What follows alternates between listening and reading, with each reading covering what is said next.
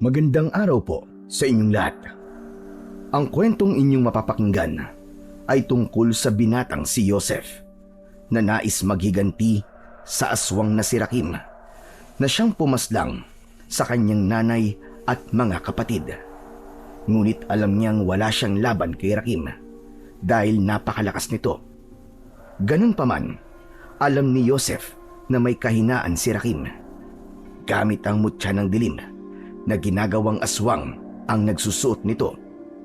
Nagpanggap na aswang si Joseph at umanib siya sa grupo ni Rakim upang malaman niya ang kahinaan nito.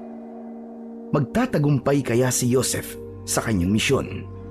Ano ang mangyayari sa kanya sa sandaling malaman ni Rakim na siya ay hindi tunay na aswang kundi isang binatang nais maghiganti?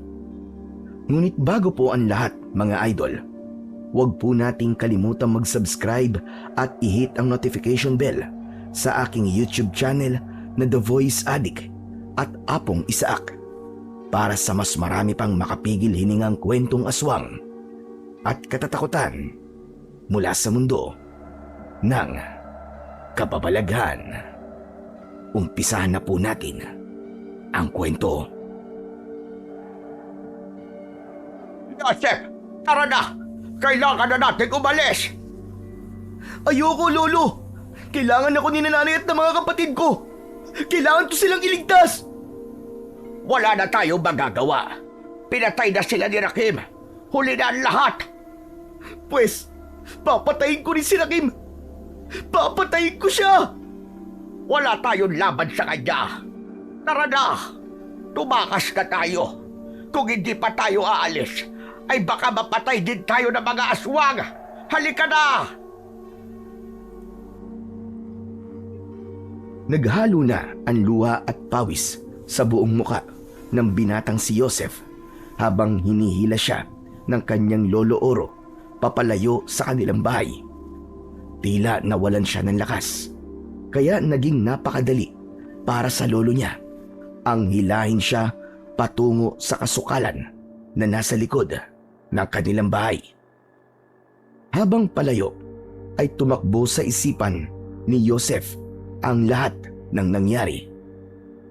Walang babalang umatake ang mga aswang na pinamumunuan ni Rakim sa baryo nila ng gabing yun. Pinasok ng mga ito ang lahat ng bahay na makikita ng mga ito at hindi nakaligtas ang bahay ni na Joseph. Isa si Rakim sa pumasok sa bahay nila at pinatay ang kanyang nanay at dalawang kapatid. Sinubukan namang lumaban ni na Lolo Oro at Joseph pero nasugatan si Joseph ni Rakim sa muka. Nakalmot siya nito. Doon na nagdesisyon si Lolo Oro na tumakas dahil kung hindi nila gagawin yon ay mapapatay din sila ng mga aswang sa mga oras na yon.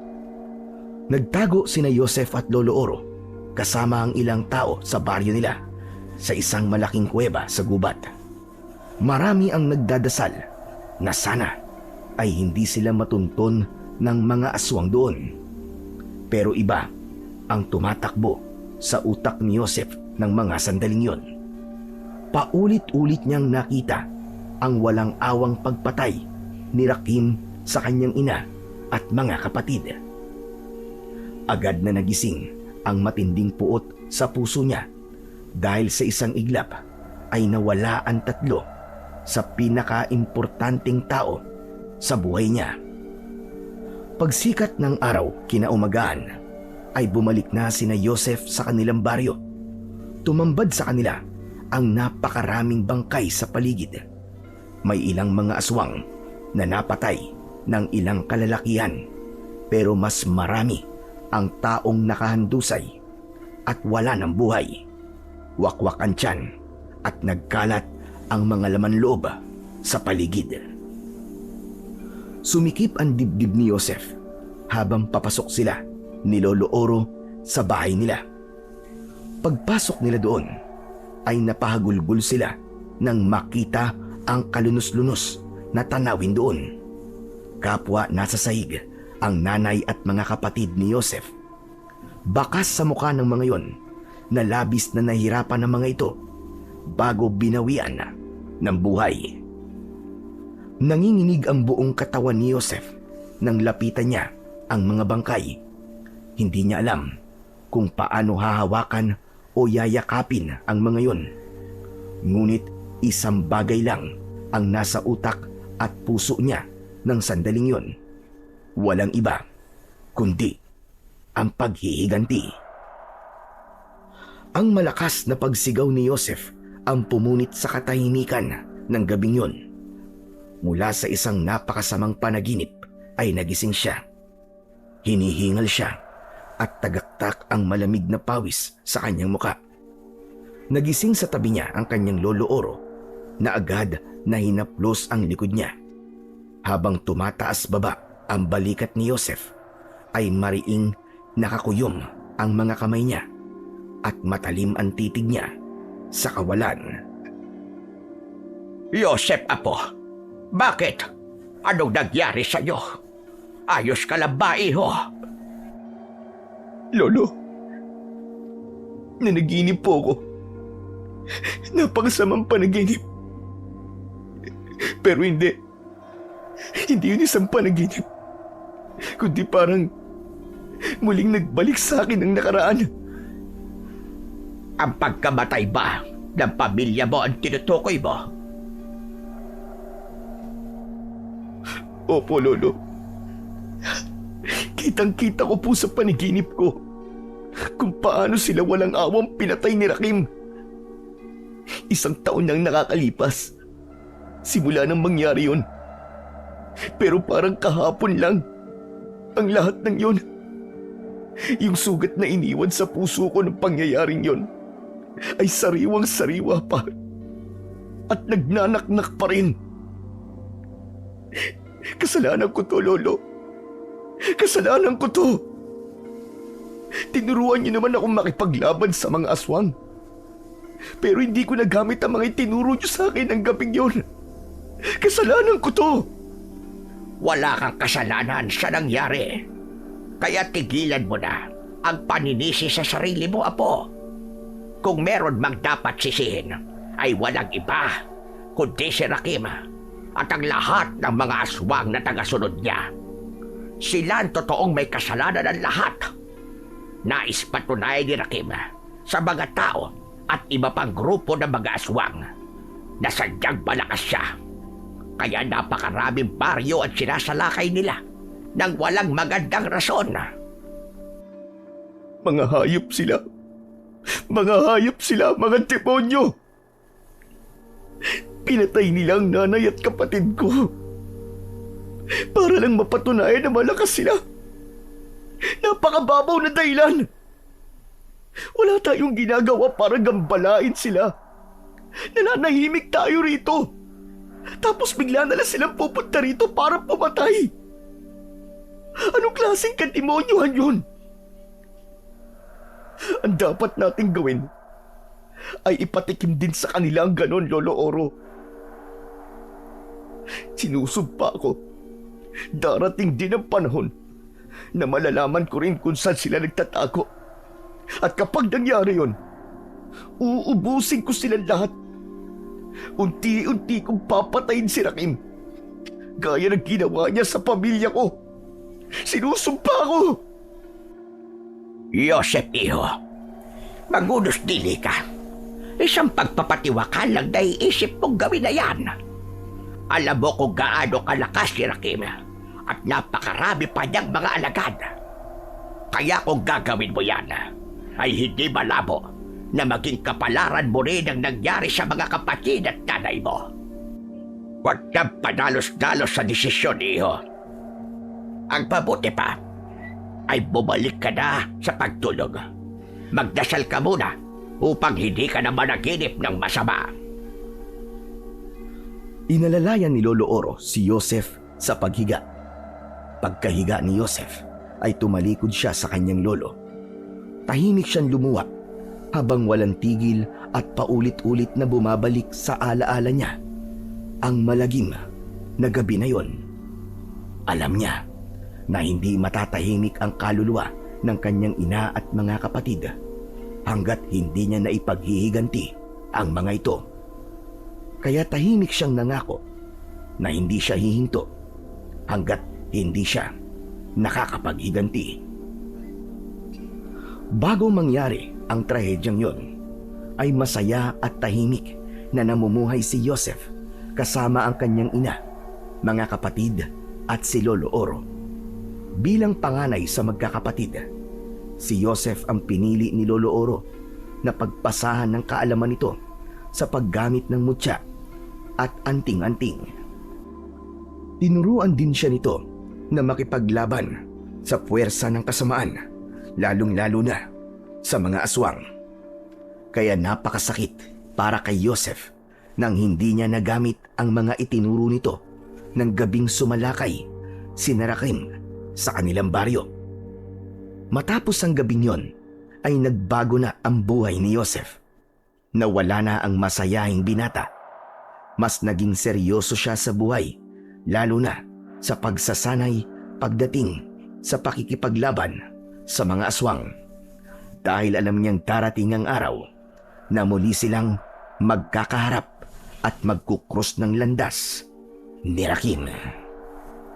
Tuwing umaga, nakasanayan na ni Joseph ang magsanay ng mag-isa sa likod ng kanilang bahay.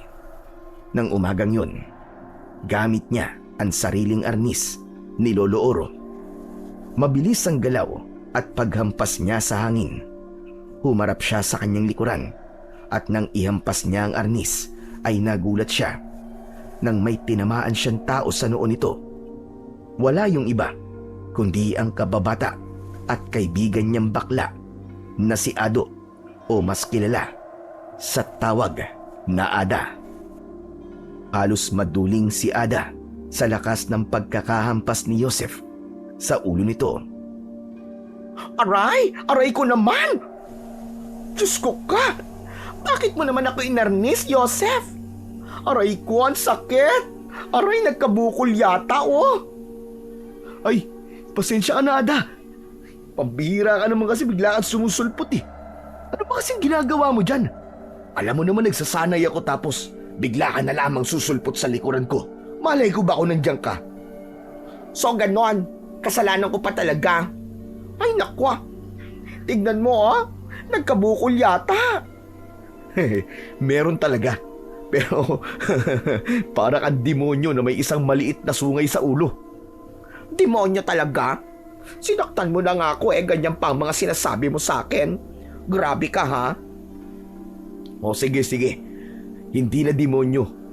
Rhinoceros na lang. Teka nga, ano ba kasing ginagawa mo rito? Ang aga-aga mo naman pumunta dito sa amin. Kasi nga, aayain kita mamayang gabi na magpunta sa bayan. Hindi ba fiesta na roon sa susunod na buwan? Oh, ano namang meron sa bayan? Di bonggam-bonggam peryahan. May mga rides, tapos may color game, at bingo. O di ba bongga? Sus, ayoko Ada. Ikaw na lang pumunta dun. Ha? Why naman? Dapat ba may dahilan kung bakit ayokong pumunta? Of course! Everything has a reason pala. Kaya explain to me kung bakit ayaw mong sumama sa akin sa perya. Sisaya kaya ron, no? Wala na akong panahon para sa mga ganyan-ganyan. Magpapahinga na lang ako kaysa magpunta sa peryahan. Alam mo naman na napakarami kong ginagawa dito sa maghapon eh. Nagsasanay ako sa pakikipaglaban tapos kailangan ko pang tulungan si Lolo Oro sa paggawa ng uling na binibenta namin. Ano ka ba naman?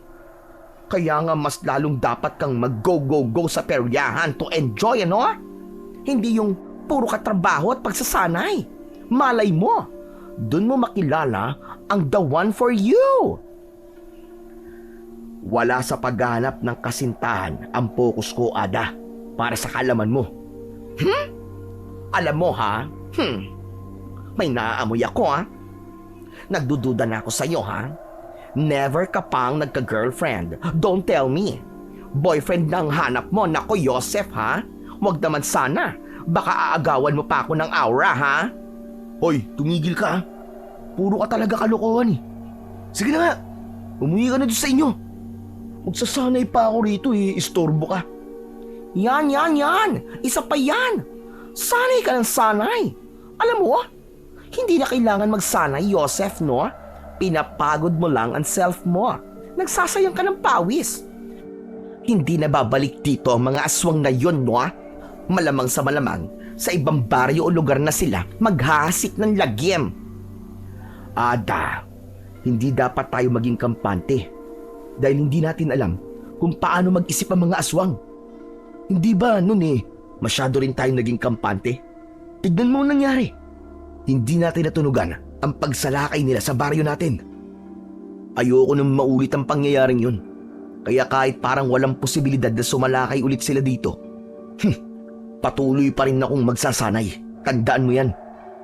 Okay, fine. Diyos ko, ha? Na-vertigo yata ako sa haba na sinabi mo, friend. Well, anyway, gogora na kes, ha?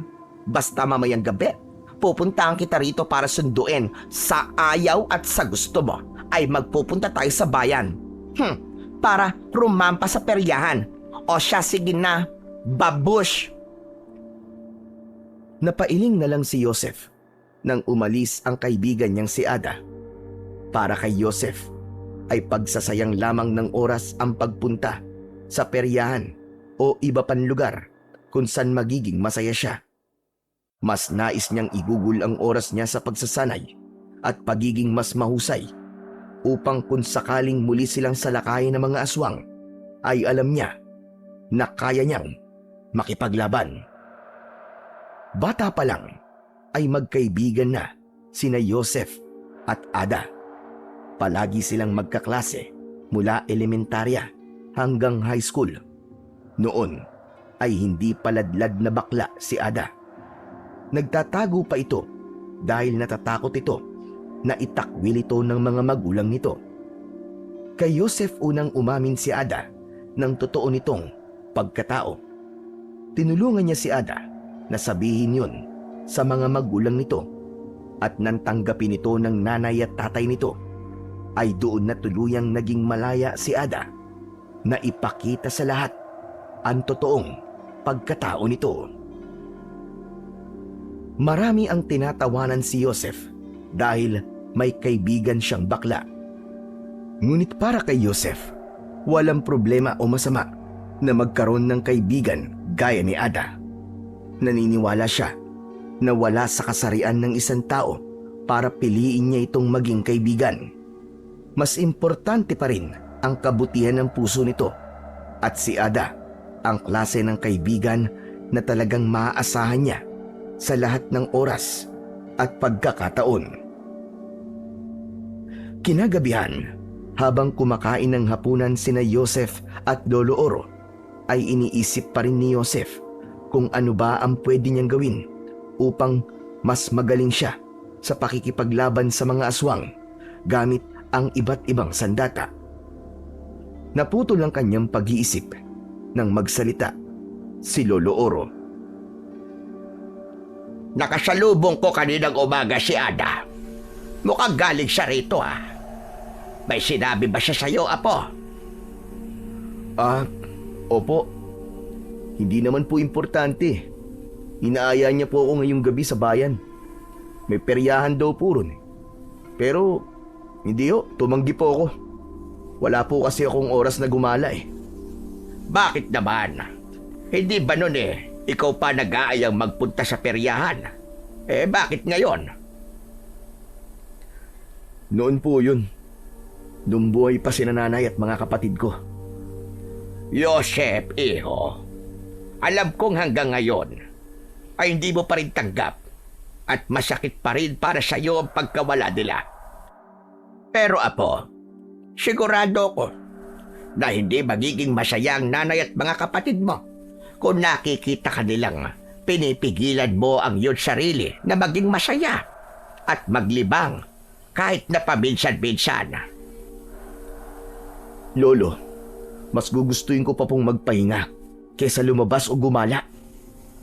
Masyado kang maraming ginagawa araw-araw, Apo. Wala namang mali kung kahit minsan libag-libag ka. Mabilis kang mapapagod niyan kung hindi ka marunong magsaya o magpahinga. Sasagutin pa sana ni Joseph ang sinabing yun ng lolo niya, pero umurong ang dila niya nang marinig nila ang malakas na boses ni Ada sa labas ng bahay. Joseph, yoo-hoo! I'm here! Ready ka na ba? Oh, nandiyan na pala si Ada. Aba, bilisan mo na at nang makaalis na kayo. Lolo, ayoko nga pong magpunta sa peryahan sa bayan. Dire-diretsong pumasok si Ada sa bahay ni na Joseph.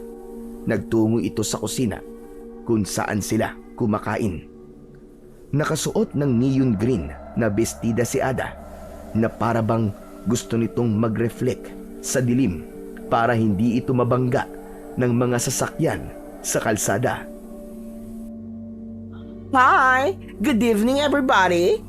Lolo Oro, susunduin ko lang po ang apo nyo kasi makikiperya po kami sa bayan. Adang, kulit mo naman. Bakit ka pa pumunta rito? Hindi ba sabi ko sa'yo hindi ako sasama sa'yo. Hindi ba? Ang sabi ko sa'yo kanina ay susunduin pa rin kita sa ayaw at sa gusto mo. Joseph, sige na. Sumama ka na kay Ada. Maglibang ka kahit ngayong gabi lang. Sayang naman ang punta rito ni Ada, Apo, kung hindi ka sasama sa kanya. Yan! Correct ka dyan, Lolo Oro, no? Sayang naman itong dress ko from ukay-ukay, no? Pero ano ba yan? Paano kung may sumalakay ng mga aswang dito habang wala ako? Joseph, Apo, walang mga aswang nasasalakay ngayong gabi.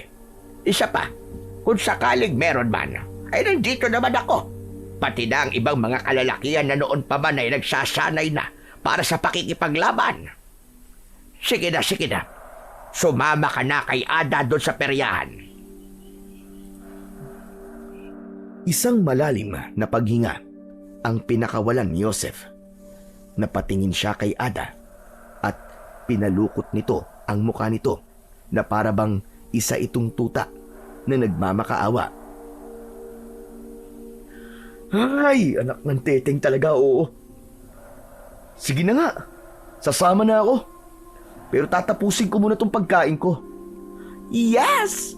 Sabi ko na nga ba't hindi mo ako kayang tiisin Sige lang, kumain ka lang dyan at hihintayin kita sa labas ha. Bilisan mo. Tahimik na ipinagpatuloy ni Joseph ang pagkain habang si Lolo Oro ay nakangiti. Pinakiramdaman ni Joseph ang paligid at mukhang tama ang lolo niya na walang aswang ang sasalakay sa gabing yon. Napipilitan man ay sumama pa rin si Joseph kay Ada sa peryahan sa bayan. Pagdating nila roon ay tila pumasok si Joseph sa ibang mundo. Napakalayo nun sa pang-araw-araw na buhay na meron siya. Sa peryahan ay maraming tao, maraming ilaw at lahat ay masaya. May mga naglalaro ng color game, bingo at kung ano-ano pa. Paulit-ulit ding umaalingaw-ngaw ang sigaw ng mga taong sakay ng iba't ibang rides. Unang sumakay sa horror train sina Joseph at Ada. Takot na takot si Ada at kulang na lamang ay maihi ito habang si Joseph ay walang ekspresyon. Hindi man lang siya natakot sa mga nagpapanggap na multo at mga aswang. Sunod na sinakyan nila ang octopus ride. Matapos silang paikot-ikutin ng naturang rides, ay biglang nasuka si Ada. Ay nako, grabe. Ang saya talaga dito sa perya, no? Kaya lang, ang baho ng hininga ko may suka. Kadiri ka. Talagang nasasabi mo pang masaya kahit sumuka ka na. Ano ka ba? Kasama yun sa experience dito sa peryahan, no? Ano kaya ang sunod na pwede nating sakyan? Ikaw naman ang pumili, Joseph. Ay, pwede ba magpahinga na muna tayo? O kaya mas mabuti pa na umuwi na tayo. Grabe siya oh. Ang KJ mo talaga, Joseph. Alam ko na first and last na ito na maaaya kita rito kaya sulitin na natin ano? Pero tama ka. Parang pagod na nga ako. Magpahinga na muna tayo. Bumili na lang muna tayo ng popcorn. Bakit? Libre mo ba? Siyempre naman. Libre mo. Tara na. Nagugutom na ako Huwag kang kuripot. Sinundan ni Joseph si Ada papunta sa nagtitinda ng popcorn. Habang bumibili si Ada ay may mainit na hangin na dumaan sa muka ni Joseph. Biglang tumaas ang balahibo sa magkabilaan niyang braso at may kakaibang kaba siyang naramdaman na parabang may hindi magandang nangyayari. Luminga siya sa paligid na parang may hinahanap pero hindi niya alam kung ano ang hinahanap niya. Hoy, Joseph! Ano bang hinahanap mo? Siguro naghahanap ka ng magandang babae, no? Oh, eto na ang popcorn mo. Cheese ang flavor niyan, ha? Para cheesy. Ada, hindi mo ba nararamdaman yun? Ang alin ba? Ang gutom? Hindi ba ang sabi ko sa'yo, nagugutom na ako? Hindi yun, ano ka ba? Bigla akong kinabahan Parang may masamang nangyayari. Teka, babalik na ako sa baryo natin. Ha? Ano ka ba, mamaya na? Kararating pa lang natin dito, no? Saka, ubusin na muna natin tong popcorn. Hindi. Pasensya ka na talaga, Ada. Pero kailangan ko na talagang umuwi. Hindi talaga maganda ang pakiramdam ko. Hindi na hinintay ni Joseph na makapagsalita pa ang kaibigang si Ada. Agad siyang tumakbo palabas ng peryahan. Narinig niya ang pagtawag sa kanya ni Ada pero hindi na niya ito pinansin. Dumiretso siya sa pila ng mga tricycle at sumakay siya sa tricycle na nasa una ng pila. Nagpatid siya sa kanilang baryo at habang nasa biyahe siya ay palakas ng palakas ang kabog ng kanyang dibdib. Hindi nagkamali ang pakiramdam na yon ni Joseph. Pagdating niya sa baryo nila ay tumambad sa kanya ang pakikipaglaban ng mga lalaki sa kanilang baryo sa napakaraming aswang. Nakita niya si Lolo Oro na hawak ang dalawang itak habang paulit-ulit na tinataga ang isang aswang. Tumakbo siya palapit sa kanyang lolo. Sinasabi ko na nga, be! Aatake ngayong gabi ang mga aswang! Mabutit nandito ka na, Apo. Heto, isuot mo na ang mutya ng liwanag. Mula sa bulsa ni Lolo Oro ay inilabas nito ang kwintas na may palawit na puting bato. Inabot nito sa kanya ang isang itak. Hinawakan ni Joseph ang mutya ng liwanag at bubulong siya ng dasal upang maging mas mabisa yon. Matapos ang dasal ay agad niyang naramdaman ang paggapang ng kakaibang enerhiya sa kanyang buong katawan.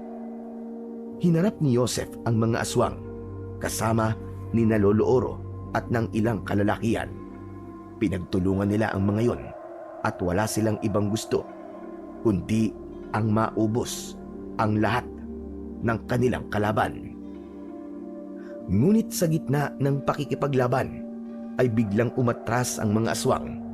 Sabay-sabay na tumakbo ang mga yon papunta sa kagubatan. Ang akala nila ay tuluyan ng tumakas ang mga aswang. Ngunit biglang lumitaw sa dilim si Rakim. Mas malaki si Rakim kumpara sa isang normal na aswang. May malalaki itong pangil na parabang sa tigre. Matutulis ang itim nitong mga kuko at ang mga mata nito ay parang dalawang bolang apoy na naglalagablab. Nakasuot si Rakim ng bahag. Nakakwintas dito ang bungo ng mga tao. Agad na bumangon ang puot sa dibdib ni Joseph. Naalala niya ang gabing pinasok ni Rakim at ng iba pang mga aswang ang kanilang bahay kung saan walang awa nitong pinaslang ang kanyang nanay at mga kapatid. Susugod na sana si Joseph kay Rakim, pero pinigilan siya ni Lolo Oro. Mahigpit nitong hinawakan ang kanyang braso. Lolo, hayaan niyo akong patayin ng hayop na aswang na yan. Hindi pa ito ang tamang panahon, Joseph. Hindi natin siya kaya kahit magtulog-tulog pa tayo rito. Hindi ko akalain na makalipas ang 1 taon ay matututo ng lumaban ang mga tao sa baryong ito.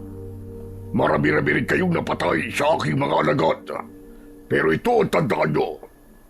Babalik ako rito.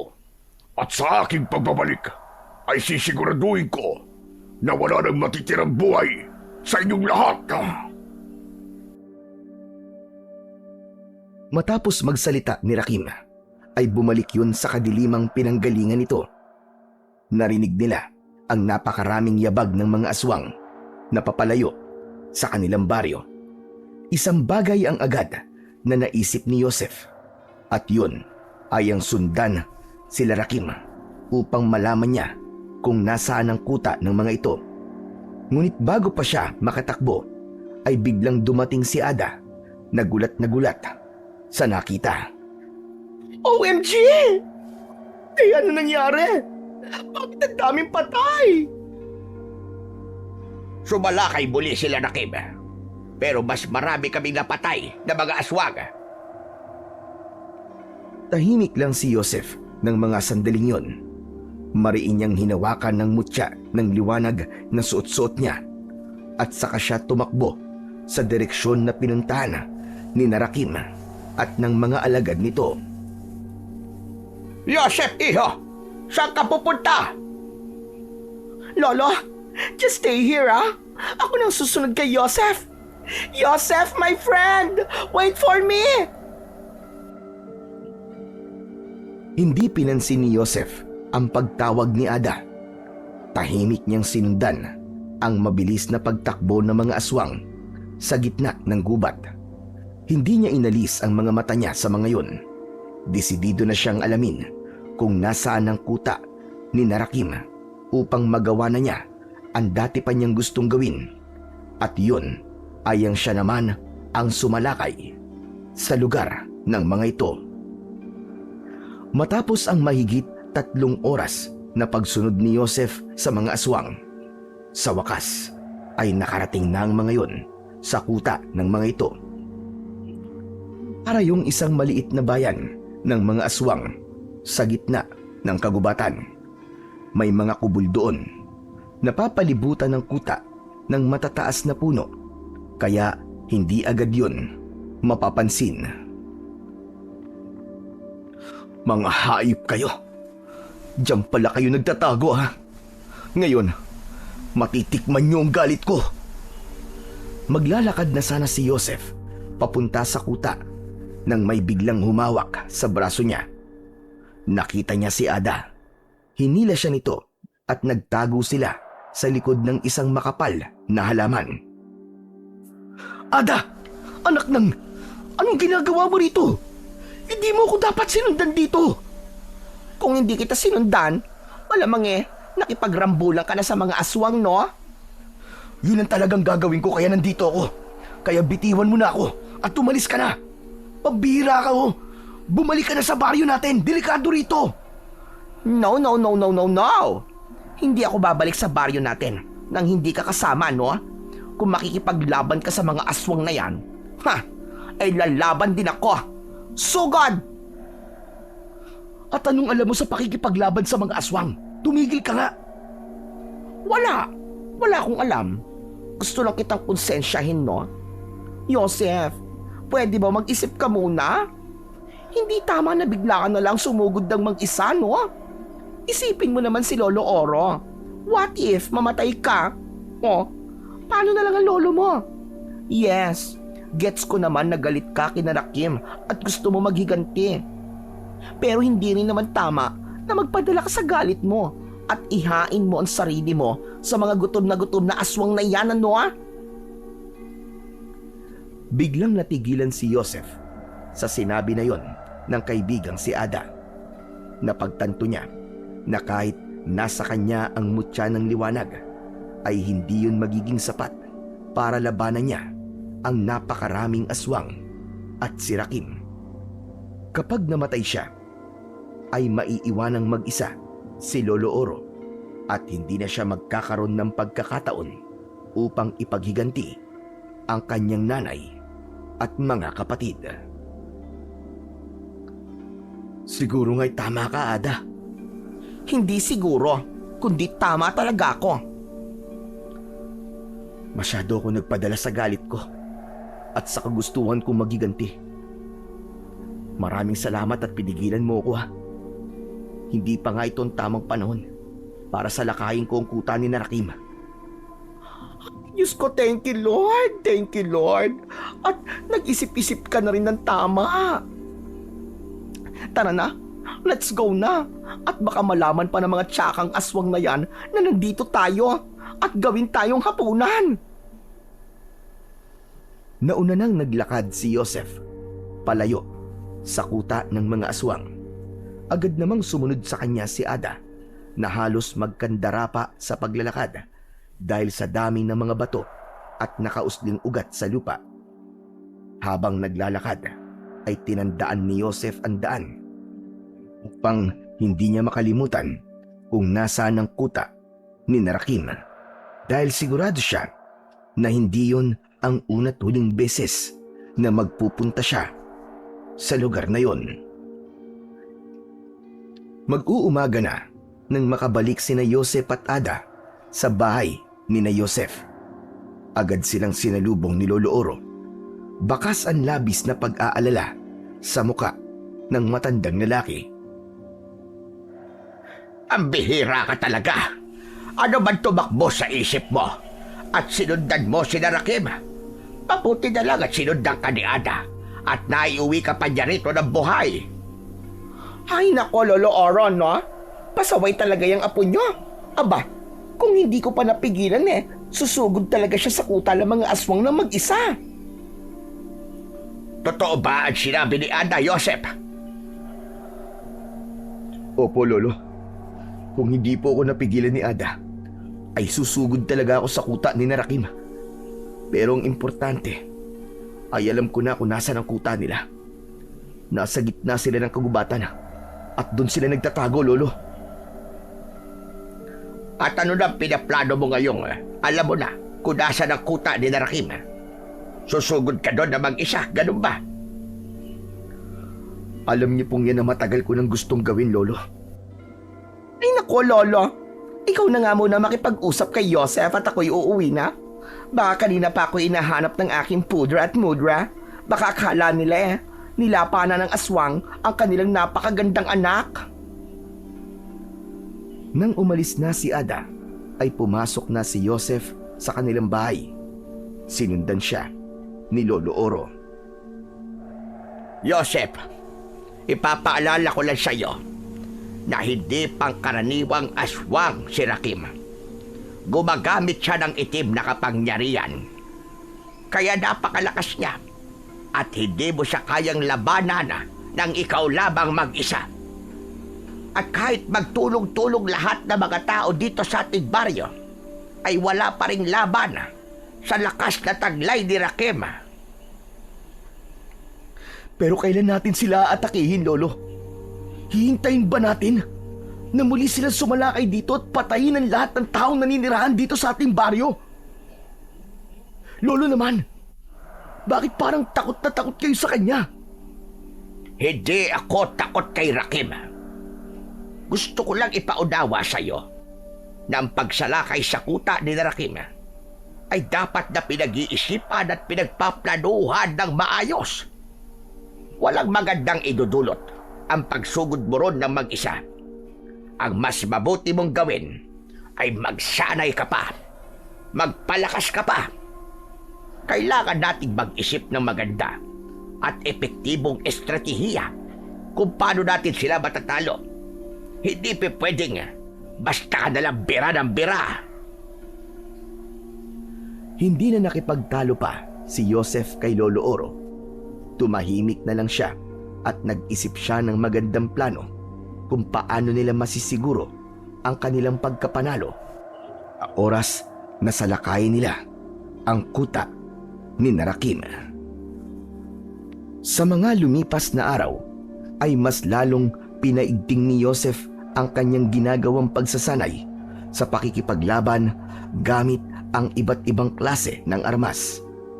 Maging ang paggamit ng mga mutya at anting-anting ay mas lalo pa niyang pinaghusay. Habang si Lolo Oro naman ay abala sa pagsasanay ng ilang kalalakihan sa pakikipaglaban sa mga aswang. Pakiramdam ni Joseph ay malapit na niyang makuha ang katarungan para sa pagkamatay ng kanyang nanay at mga kapatid. Isang umaga ay nagtungo siya sa sementeryo sa kanilang baryo. May dala siyang bulaklak ng ilang-ilang at 3 kandila. Huminto siya sa magkakatabing puntod ng kanyang nanay at mga kapatid. Ipinagtirik niya ang mga yon ng kandila at inalayan ng bulaklak. Miss na miss ko na po kayo. Walang gabi na hindi ko kayo naiisip bago ako matulog. Kung buhay pa sana kayo, ay masaya pa rin sana ako. Iniisip ko lang na kung nasan man kayo ngayon, ay masaya na kayo at wala na kayong nararamdamang takot at sakit. Pero huwag kayong mag-alala. Hindi ako titigil hanggat hindi ko kayo napaghihiganti. Nangangako po ako na hindi magtatagal ay mapapatay ko rin si Rakim at ang lahat ng mga alagad niya. Mahal na mahal ko kayo. Hindi na napigilan pa ni Joseph ang kanyang mga luha at tuluyan na yung pumatak sa magkabilaan niyang pisngi. Ngunit umurong ang luha niya nang may narinig siyang napakalakas na pagagulgol sa likuran niya. Nang lumingon siya, ay nakita niyang naroon na naman ang kanyang kaibigan at kababata na si Ada na nakasuot ng itim na blusa at itim na palda. May belong itim na nakasaklob sa ulo nito na parabang namatayan ito. Tumayo si Joseph at hinarap ang kaibigan. "Oh, Ada! Anong ginagawa mo rito?" Paano? Dumaan kasi ako sa inyo. Tapos ang sabi ni Lolo Oro papunta ka doon ng sementeryo. Kaya umuwi kagad ako sa amin at nagpalit ako ng outfit. Kasi alam ko na dadalawin mo ang nanay at mga kapatid mo. Kaya heto ako. At bakit nagpalit ka pa ng damit? Para ka namang namatayan sa suot mo, pambihira ka. Wala lang. Para mas feel ko ang kalungkutan kapag nakita mo ko, no? Saka, grabe yung mga sinabi mo kanina, friend. Ay, naku. Naiyak talaga ako. Talagang feel na feel mo ang pagmamahal mo sa kanila. Itong kamao ko, gusto mong ma-feel, ha? Alam mo, panira ka talaga ng moment, eh. Sorry naman. Malay ko bang maiiyak talaga ako? Mapipigilan ko ba yon? Tignan mo nga ikaw, Matapos magpaalam ni Joseph sa kanyang nanay at mga kapatid, ay inaya na niya si Ada na umalis sa sementeryo. Habang naglalakad silang dalawa, ay nagpatuloy ang kanilang pag-uusap. Teka, oo nga pala, Joseph. Kumusta pala ang naging pag-uusap niyo ni Lolo Oro? May plano na ba kayo ngayong alam mo na kung nasa ang kuta ni Narakim? Yun na nga, Nagalit si Lolo Oro sa akin kasi muntik na akong sumugod sa kuta ni Narakim, di ba? Tapos mag-isa lang ako. Deserve mo namang mapagalitan, no? Buti na lang talaga at nandun ako para pigilan ka. So, ano na? Ano nang next na ganap? Ang sabi ni Lolo Oro ay magpalakas pa daw ako at magsanay ng gusto. Kailangan daw naming makabuo ng konkretong plano kung paano namin matatalo si Narakim. Pero napagtanto ko, na tama si Lolo Oro. Tama siya. Dapat talagang pag-isipan ng maigi ang pagsalakay kina Rakim. Hindi siya basta-basta lang na aswang na kayang talunin ng mutya at itak.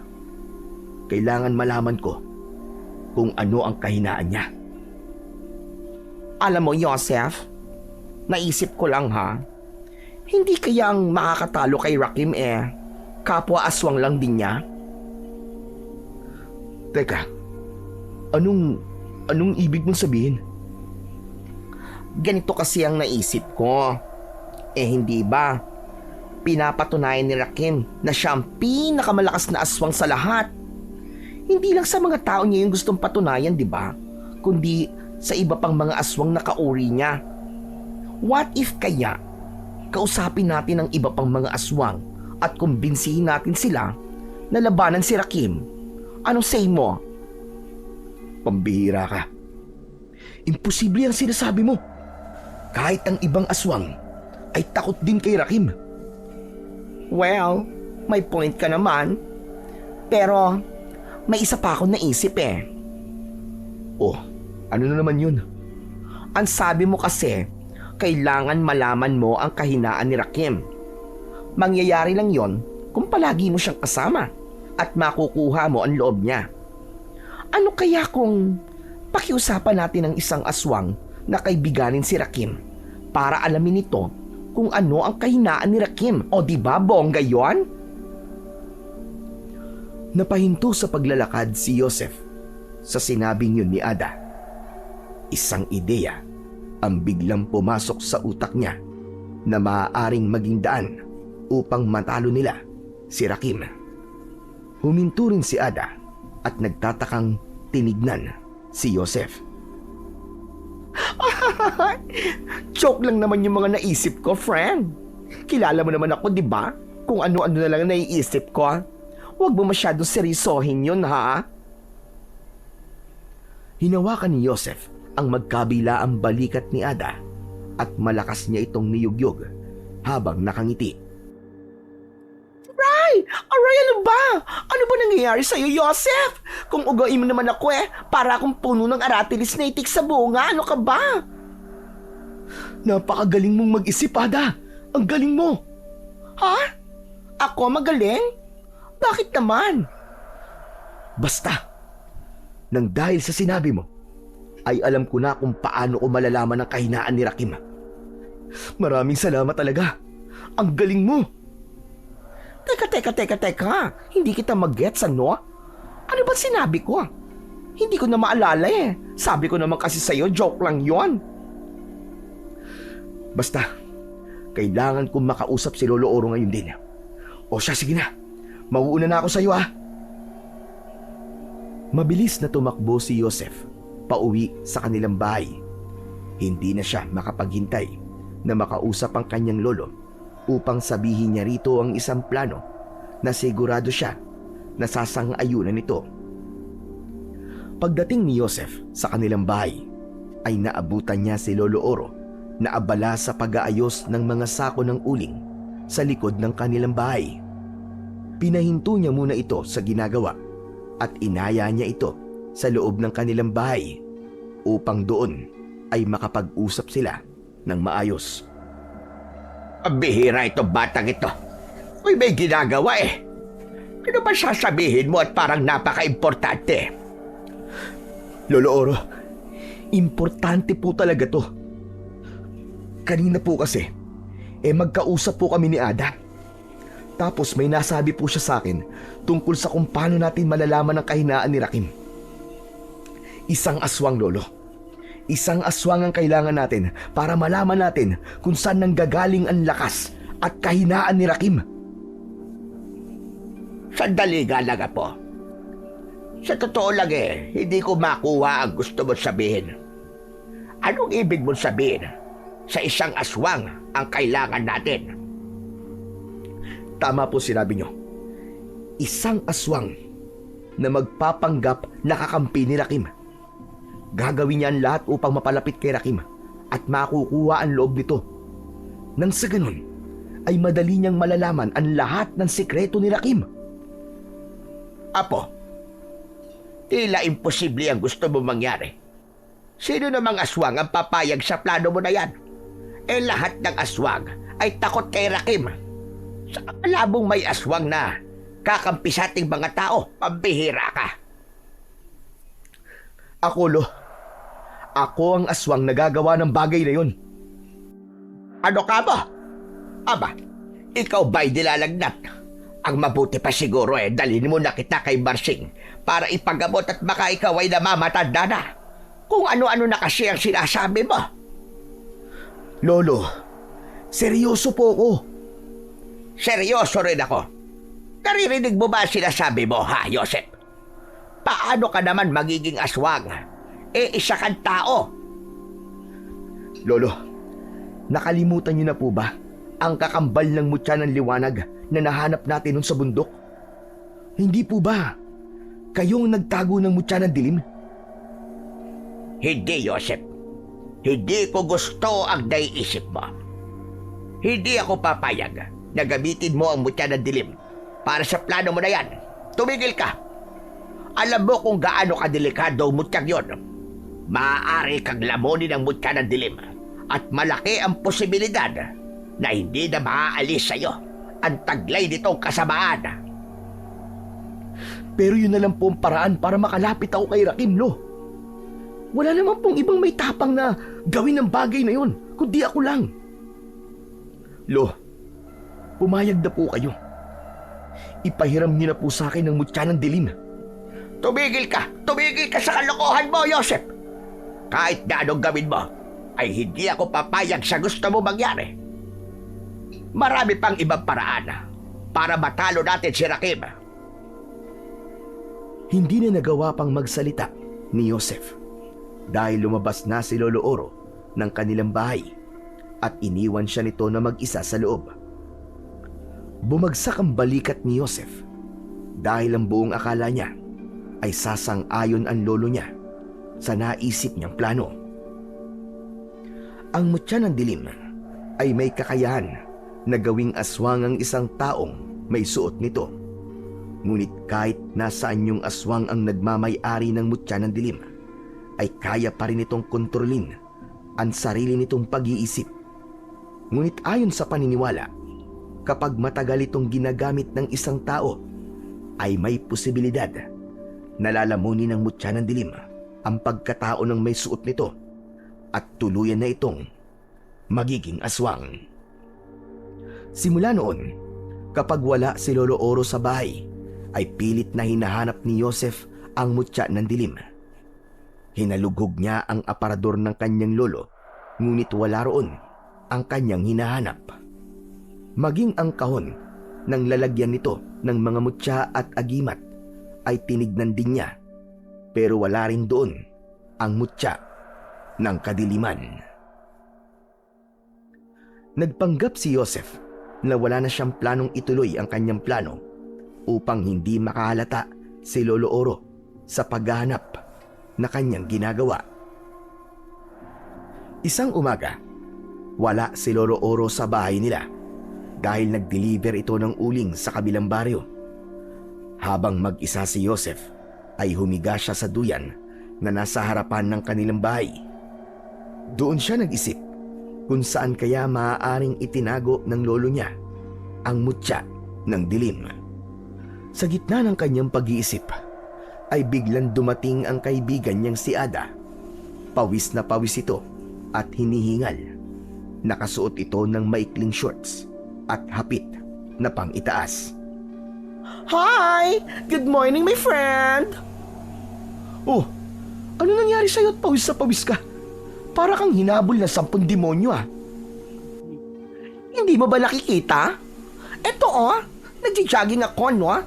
Alam mo na, kailangan ko mapanatili ang aking sexy body para mahumaling ang mga boys sa aking alindog.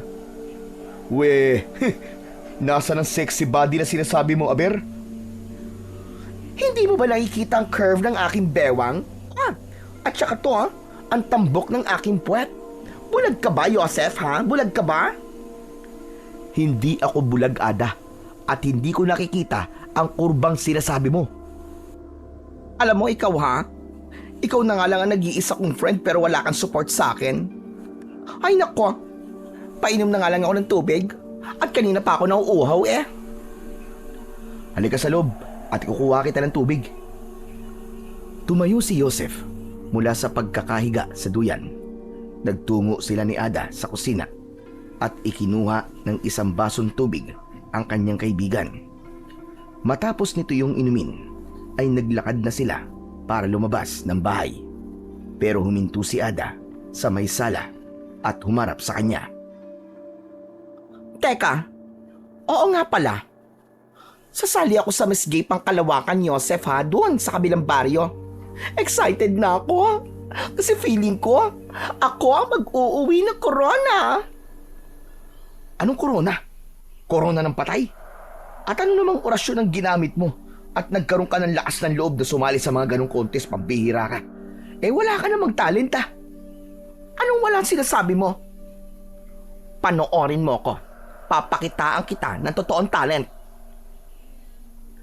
Nagulat si Joseph nang biglang sumayaw si Ada na parabang isa itong bulate na binubudburan ng asin.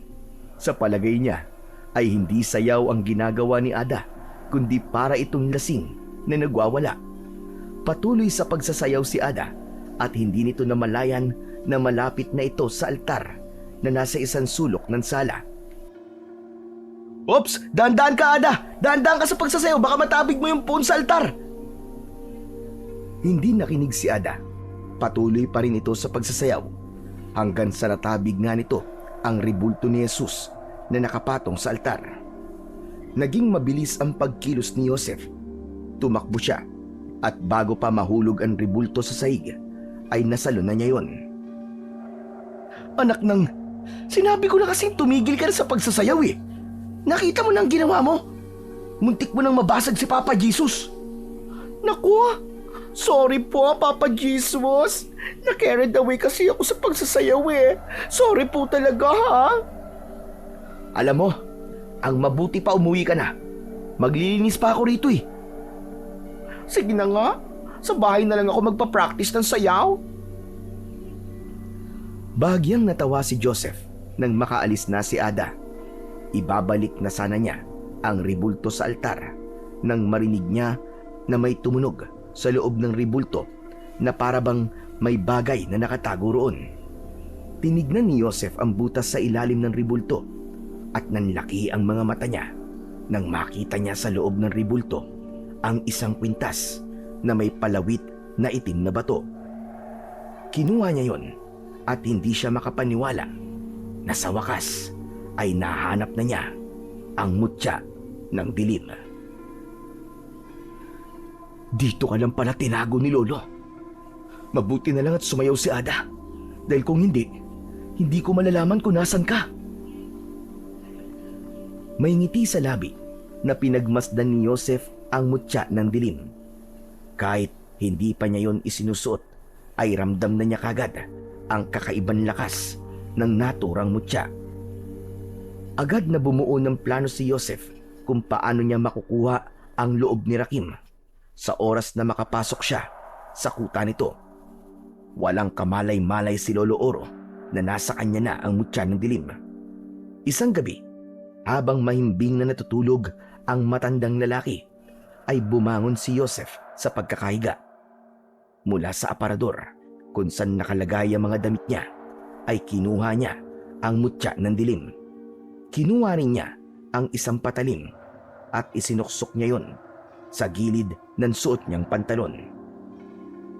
Tahimik niyang binuksan ang pinto at bago siya tuluyang lumabas ay sinulyapan niya ang natutulog na si Lolo Oro. Lolo Oro, ngayon pa lang po ay humihingi na po ako ng tawad sa inyo.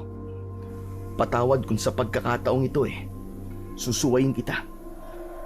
Pero ito na lang talaga ang tanging paraan na naiisip ko para wakasan ang kasamaan ni Rakim at upang maipaghiganti sina nanay at ang mga kapatid ko.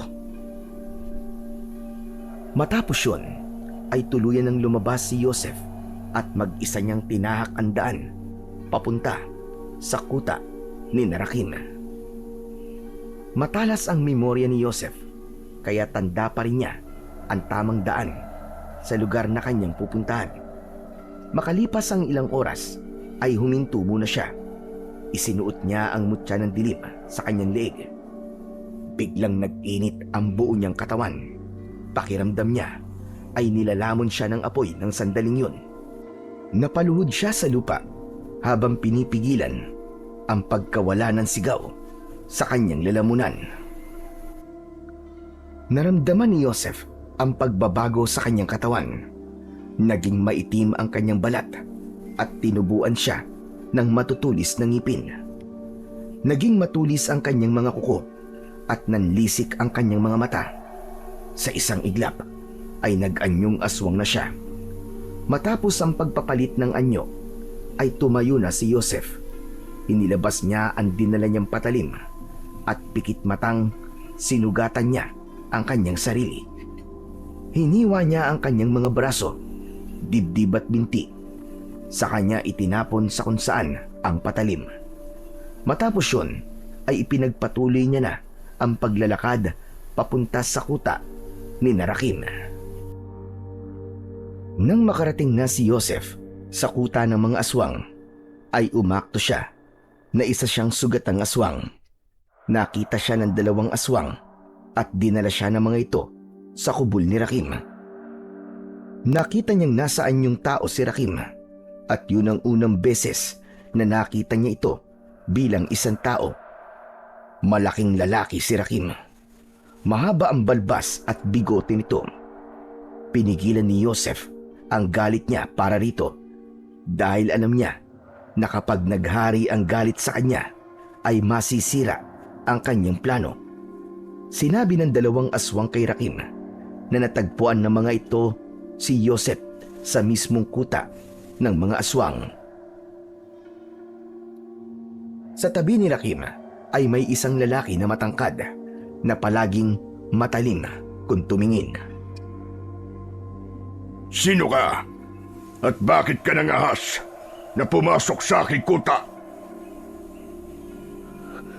Ako po si Dilim, Pinunong Rakim. Huwag na po kayo magtaka kung kilala ko kayo dahil sadyang kilala ang inyong pangalan sa lahi nating mga aswang. Saan pangkat ng mga aswang ka nabibilang? Wala po akong kinabibilangang pangkat. Sugatan po ko dahil inatake po ako ng mga tao sa isang baryo. Mabuti nga po't nagawa kong makatakas dahil kung hindi ay paniguradong katapusan ko na.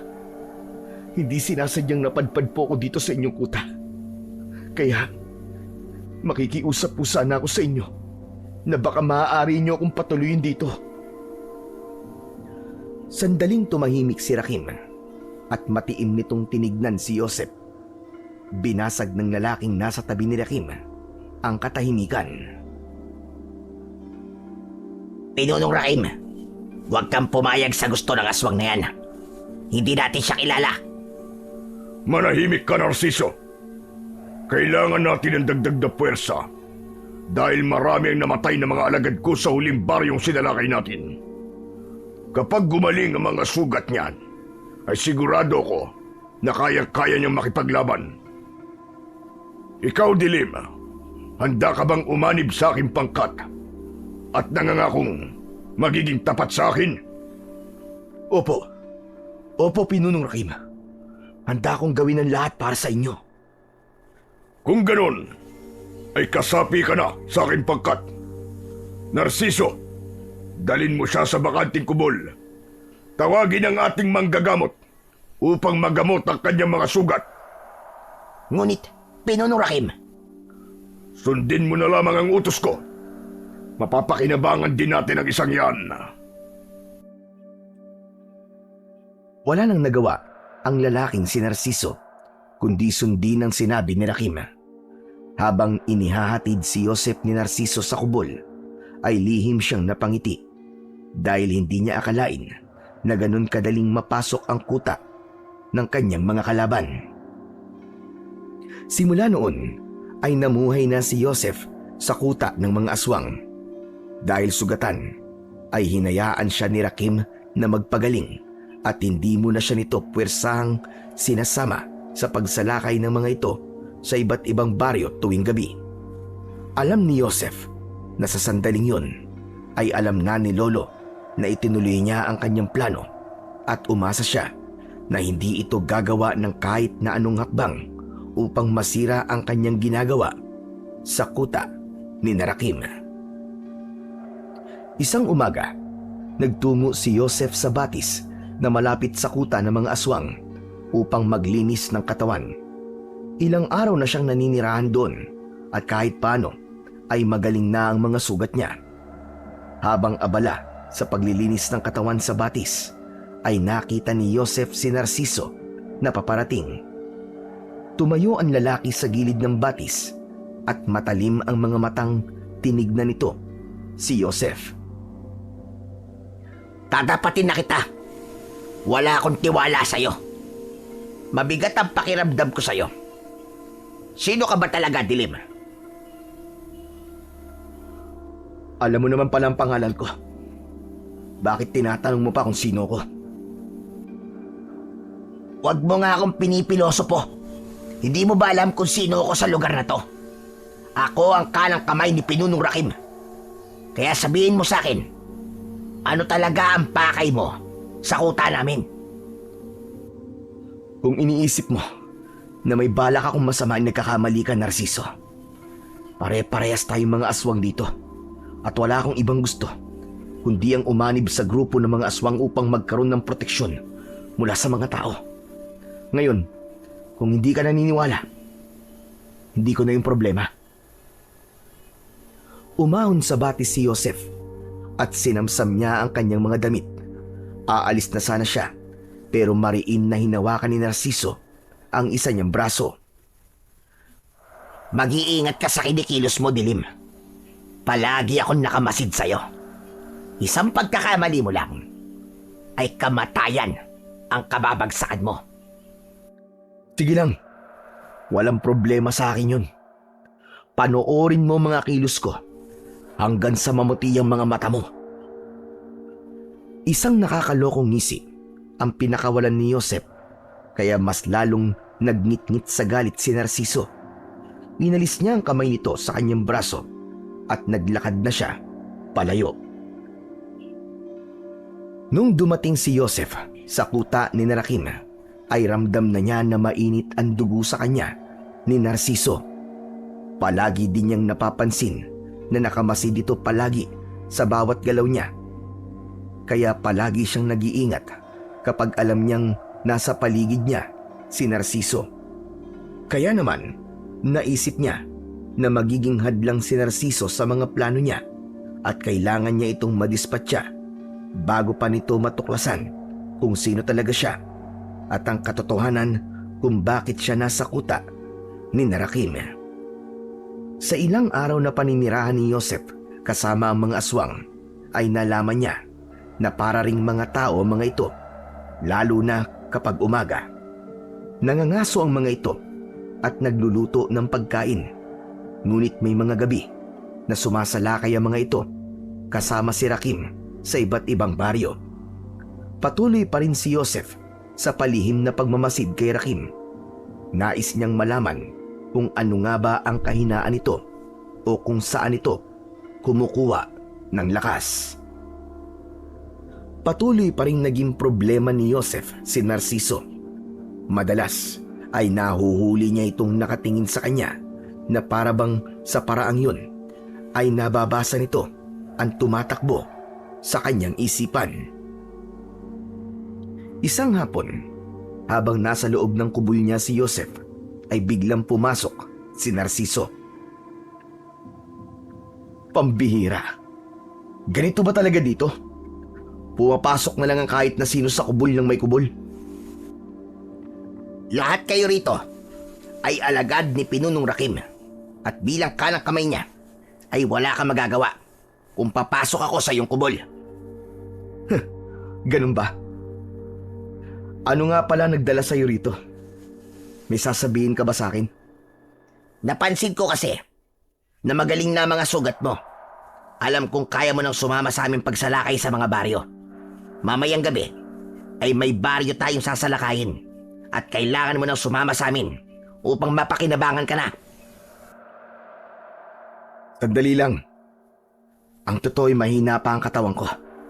Oo, magaling na nga mga sugat ko. Pero hindi ko pa kayang sumama sa pagsalakay. Paano kung mapatay ako ng mga tao? Hindi ka maaaring tumanggi. Isa pa, wala kang magagawa kung mamamatay ka sa isang pagsalakay. Isa yan sa sinumpa natin nang umanib tayo sa pangkat ni Pinunong Rakim. Ngunit kung ayaw mo naman sumama, ay hindi kita pipilitin. Ipapaalam ko na lang sa ating pinuno na hindi mo kayang sumama sa pagsalakay. At alam mo ba ang gagawin ni Pinunong Rakim kapag nalaman niya na hindi ka naman niya mapapakinabangan?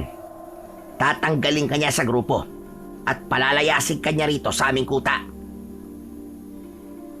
Napalunok si Joseph. Sa tono kasi ng pagsasalita ni Narciso ay tila nakakaramdam na ito na may tinatago siya. Kaya tila pinipilit siya nitong gawin ng isang bagay na labag sa kanyang kalooban. Ganun pa man, aminado siya na kailangan niyang maging sunod-sunuran kay Narciso dahil kanang kamay ito ni Rakim at higit sa lahat, kailangan niyang gawin ang ginagawa ng mga aswang upang mapanindigan niya ang kanyang pagpapanggap. Hindi na hinintay ni Narciso ang kasagutan ni Joseph at lumabas na ito sa kubol. Naiwan doon si Joseph na nag-iisip kung ano ang susunod niyang magiging hakbang. Nang sandaling yun ay mas tumindi ang kagustuhan niyang alisin sa landas niya si Narciso dahil may pakiramdam siya na magiging malaki niya itong problema sa mga susunod pang mga araw. Kinagabihan, nang makarinig si Joseph ng ingay ng mga aswang sa labas, ay sumilip siya mula sa loob ng kanyang kubol. Nakita niya sa labas na nagtitipon-tipon ng mga aswang. Nasa unahan ng mga ito si Rakim at Narciso na kapwa nasa anyong aswang. Matiim na tinignan ni Joseph si Narciso at hindi niya napigilan ang pagsilay ng ngiti sa kanyang muka. Humanda ka, Narciso. Nalalapit na ang pagkawala mo sa landas ko, hayop ka. Isinuot na ni Joseph ang mutya ng dilim. Nang naging aswang na siya, ay lumabas na siya sa kubol at nagtungo sa mga aswang na nasa unahan ni Rakim. Ngayong gabi ay sasalakay tayo sa San Isidro. Siguruhin nyo na marami kayong mapapatay na mga tao. Napag-alaman ni Narciso na naganda ang mga tao ron sa posibleng pagsalakay natin. Ipapakita natin sa mga tao sa baryong yun na kahit na anong paghahanda ang gawin nila, ay hindi pa rin sila makakaligtas sa ating puwersa. Humayo na kayo at simulan nyo na ang paghahasik ng lagim sa San Isidro! Parang mga gutom na hayop na tumakbo ang mga aswang patungo sa baryo ng San Isidro. Tatakbo na sana si Joseph nang lapitan siya ni Narciso. Mabuti naman at sasama ka na sa amin ngayong gabi. Kung hindi ka sumama, ay talagang magdududa na talaga ako sa iyo, Dilim. Hindi ko maintindihan kung saan nanggagaling ang pagdududa mo sa akin, Narciso. Pare-parehas tayong mga aswang dito. Iisa tayo ng layunin at yun ay ang pumatay ng mga tao. Umamin ka nga. Natatakot ka ba sa akin? At bakit naman ako matatakot sa iyo? Hindi ko alam. Ikaw lang ang makakasagot niyan. Narciso, Dilim, ano't nag-uusap pa kayo riyan? Samahan nyo na ang iba pang mga aswang! Sandaling naglaban ng tingin sina Joseph at Narciso bago sila sabay na tumakbo patungo sa baryo ng San Isidro. Pagdating ni Joseph sa San Isidro, ay agad na nagsimulang pasukin ng mga aswang ang mga bahay na naroon.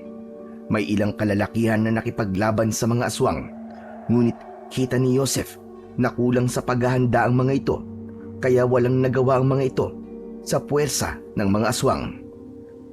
Habang pinagmamasdan ni Joseph ang pagpatay ng mga aswang sa mga tao, ay tila unti-unting dinudurog ang kanyang puso.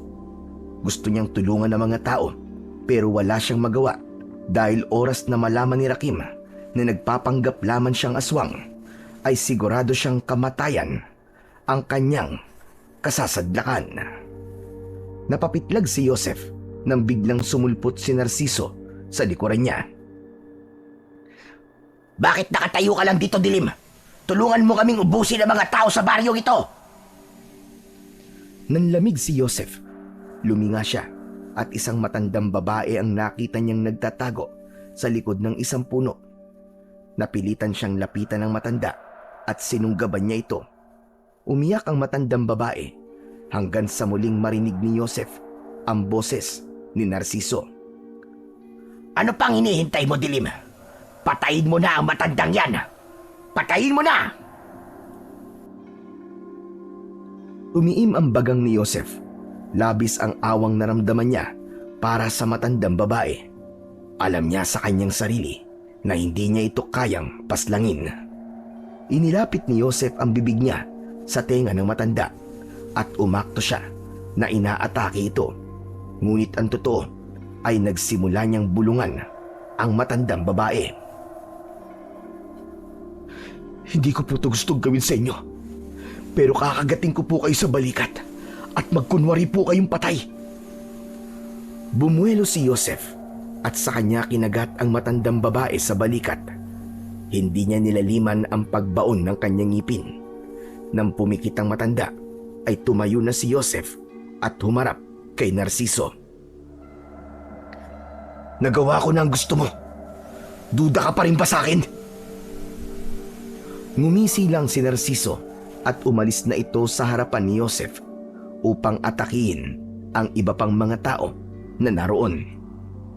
Iginala ni Joseph ang mga mata niya sa paligid hanggang sa nakita niya si Rakim na nilalapa ang isang babae. Akala mo ay isa itong gutom na hayop. Hindi nakaligtas sa paningin ni Joseph ang isang lalaking may hawak na itak at unti-unting lumalapit sa walang kamalay-malay na si Rakim. Mabilis na gumana ang utak ni Joseph at naisip niyang kunin ang pagkakataon na yon upang tuluyan niya ng makuha ang tiwala ni Rakim. Mabilis na tumakbo si Joseph papunta kay Rakim at nang makita niya na tumakbo na rin ang lalaking may hawak na itak para atakihin si Rakim, ay malakas siyang sumigaw. Pinunong Rakim! Sa likod niyo! Lumingon si Rakim sa likod nito at bago pa man masaksak ng lalaki si Rakim gamit ang itak, ay iniharang na ni Joseph ang kanyang sarili. Naramdaman niya ang pagbaon ng talim ng itak sa kanyang tiyan at agad siyang nakaramdam ng panghihina. Inatake ni Rakim ang lalaking may hawak ng itak at saka nito nilapitan si Joseph. Napahiga si Joseph sa lupa at unti-unting nanlabo ang kanyang paningin hanggang sa tuluyan na siyang nawalan ng ulirat. Nang muling magkamalay si Joseph ay nasa loob na siya ng kanyang kubol. Mula sa maliit na bintana ay nakita niya ang pagsikat ng araw. Agad niyang naramdaman ng hapdi ng sugat sa kanyang tiyan.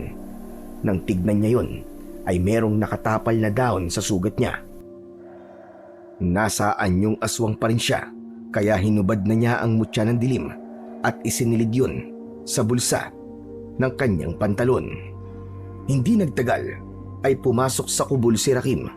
Kasunod nito si Narciso na matalim ang tingin kay Joseph. Kapwa nasa anyong tao na ang dalawa. Kumusta na ang pakiramdam mo, Dilim? Masakit pa rin po ang sugat ko, Pinunong Rakim. Kahanga-hanga ang iyong ginawa. Pinatunayan mo sa akin na handa ka mamatay para sa akin, Dilim. Ngunit Pinunong Rakim, hindi ba't yun naman talaga ang dapat gawin ng mga alagad mo? Ang ialay ang buhay namin sa'yo. Bakit, Narciso? Kung ikaw ba nasa kalagayan ni Dilim, ay ihaharang mo rin ang sarili mo sa itak kahit alam mo na maaari mo yung ikamatay. Alam ko na hindi naman ako mapapatay ng pagsaksak ng itak. Pero para isakripisyo ni Dilim ang buhay niya para sa akin, hindi lahat ay kayang gawin yon. Hindi nagawang sagutin ni Narciso ang tanong na yon ni Rakim. Tila napapaya itong napayuko, habang si Joseph ay lihim na nagdiwang dahil alam niya na tuluyan niya nang nakukuha ang tiwala ni Rakim. Naging matagumpay ang ating pagsalakay sa San Isidro kagabi. Kaya magkakaroon tayo ng kasiyahan mamayang gabi, Dilim. Aking inutusan ng ilan sa aking mga alagad na magtungo sa malapit na baryo upang kumuha ng alak. Magpapakasaya tayo mamayang gabi at gusto ko ay makisaya ka sa amin bilang kabayaran sa pagligtas mo sa aking buhay. Isang karangalan po ang mailigtas kayo, Pinunong Rakim. Wala po akong pinagsisisihan sa aking ginawa kagabi. Tumango-tango si Rakim at matapos yun ay lumabas na ito sa kubol kasama si Narciso. Kahit sariwa pa ang sugat ni Joseph ay pinilit pa rin niyang umalis ng kuta upang magtungo sa kanilang baryo. Pinuntahan niya si Ada sa bahay nito at sakto na mag-isa ito roon. Labis ang pagkabigla ni Ada nang makita si Joseph. Oh my God, Joseph! Saan ka ba nanggaling? At ilang araw ka nawawala? Diyos ko, nag-aalala na sa'yo ng gusto si Lolo Oro. Ang sabi niya sa akin ay baka nagpunta ka sa kuta ni Rakim dahil ayon sa kanya ay nawawala ang mutya ng dilim. Huwag mong sasabihin kay Lolo Oro kung nasan ako, Ada. Hayaan niyo muna akong gawin ang plano ko. Ano ba kasing plano mo? Baka matulungan kita. Kailangan ko ng isang bote ng alak. Alak talaga? Ngayon mo pa naisipang magpakalasing, pambihira ka naman. Basta, bigyan mo na lang ako ng isang bote ng alak, Ada. Ano ba yan? Teka, sandali lang. At kukunin ko yung nakatagong alak ni tatay. Kinuha ni Ada ang isang bote ng alak sa kusina at ibinigay nito yon kay Joseph. Ano ba kasing gagawin mo sa alak na yan? Sabihin mo nga sa akin. Saka na ako magpapaliwanag sa'yo. O sige na, kailangan ko nang bumalik ngayon sa kuta ni Rakim. Basta, ipangako mo sa akin ha, na hindi mo sasabihin kay Lolo kung nasan ako. O sige. Basta be careful ka na lang dun ha. Agad na umalis si Joseph sa baryo nila at nang makapasok siya sa gubat ay hinanap niya ang isang halaman na may nakakalaso na dagta.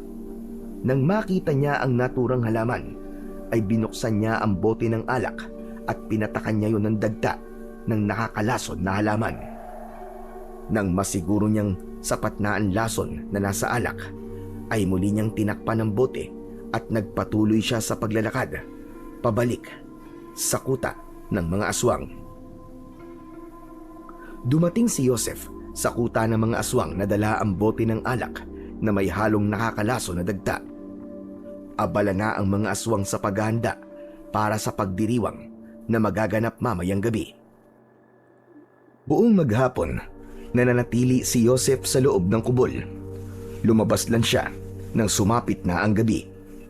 Nakita ni Joseph ang ilang aswang na nagsasalo-salo sa mga sariwang karne ng mga tao. Sa gitna ng kuta ay merong mahabang lamesa kung saan naroon si Rakim. Nasaan yung tao ito?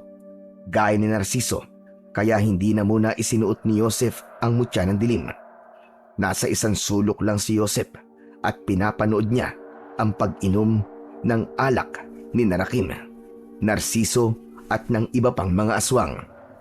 Maya-maya ay dumako ang tingin ni Rakim kay Joseph. Dilim, anong tinatayo-tayo mo pa riyan? Halika't samahan mo kami sa ating pagdiriwang. Walang imik na lumapit si Joseph kina Rakim.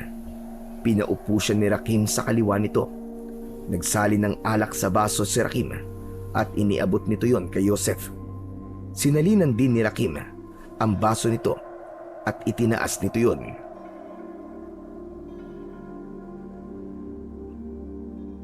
Ang gabing ito ay hindi lamang sa ating tagumpay sa ginawa nating pagsalakay sa San Isidro, kundi para rin kay Dilim na inilagay sa peligro ang sarili niyang buhay para sa akin. Ang mga tapat na alagad na gaya ni Dilim ay dapat niyong tularan.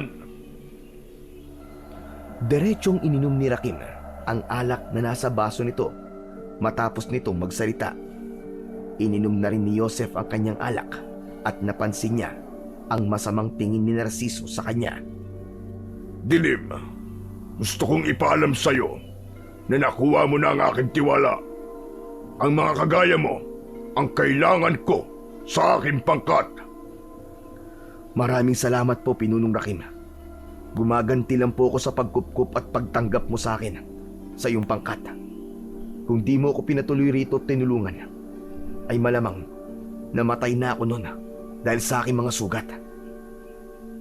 At hindi rin ako nagsisisi na hinayaan kong umanib ka sa aking pangkat, Dilim. Unang kita ko pa lang sa'yo ay nararamdaman ko na mapapakinabangan kita ng gusto. At hindi nga ako nagkamali. Nagpatuloy ang inuman ni Rakim. Walang balak na magpakalasing si Joseph, kaya kapag walang nakatingin sa kanya, ay palihim niyang itinatapon sa lupa ang alak na nasa kanyang baso at nagkukunwari siyang ininom niya yon.